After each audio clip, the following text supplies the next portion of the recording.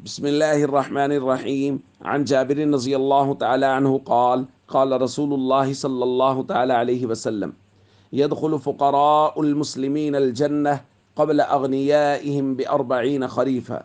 رواہ الترمذی۔ نبی کریم صلی اللہ علیہ وسلم نے ارشاد فرمایا، مسلمان فقراء مسلمان اغنیاء سے 40 سال پہلے جنت میں داخل ہوں گے۔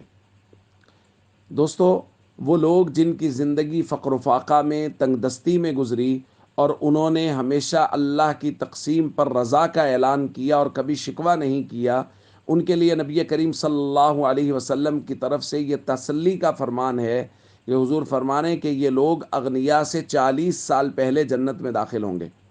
اور ترمذی شریف کی دوسری روایت میں نبی کریم صلی اللہ علیہ وسلم نے فرمایا، يدخل الفقراء الجنہ قبل الاغنیاء ب500 عام نصف یوم،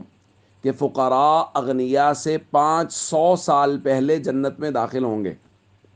تو یہ عدد کا اختلاف جو ہے 40 کا یا 500 سال کا، یہ اس لیے ہے کہ وہ لوگ جن کی زندگیاں زیادہ فقر زیادہ تنگ دستی میں گزری کہ کئی دن فاقوں پہ فاقے آ گئے، لیکن ان کی زبان پہ کبھی اللہ کے لیے شکوے کا لفظ نہیں آیا اور وہ ہمیشہ اللہ کی تقسیم اور رضا پہ راضی رہے، وہ لوگ تو 500 سال پہلے جنت میں چلے جائیں گے۔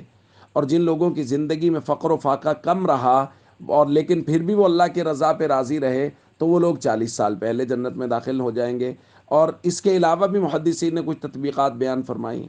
تو خلاصہ یہ ہے کہ فقراء اغنیاء سے پہلے جنت میں داخل ہوں گے، اس لیے جن کی زندگیاں تنگ دستیوں میں فقر و فاقہ میں گزر رہی ہیں، وہ دل چھوٹا نہ کریں، پریشان نہ ہوں کہ اللہ کے نبی صلی اللہ علیہ وسلم سے ایک بہت بڑا تسلی کا سامان ہے۔ ظاہر ہم دنیا میں رہنے کے لیے تو آئے نہیں ہیں، ہم نے جانا ہی جانا ہے، اور ہماری اصل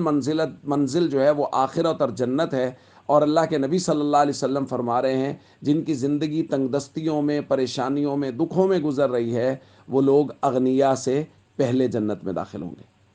السلام علیکم ورحمۃ اللہ وبرکاتہ۔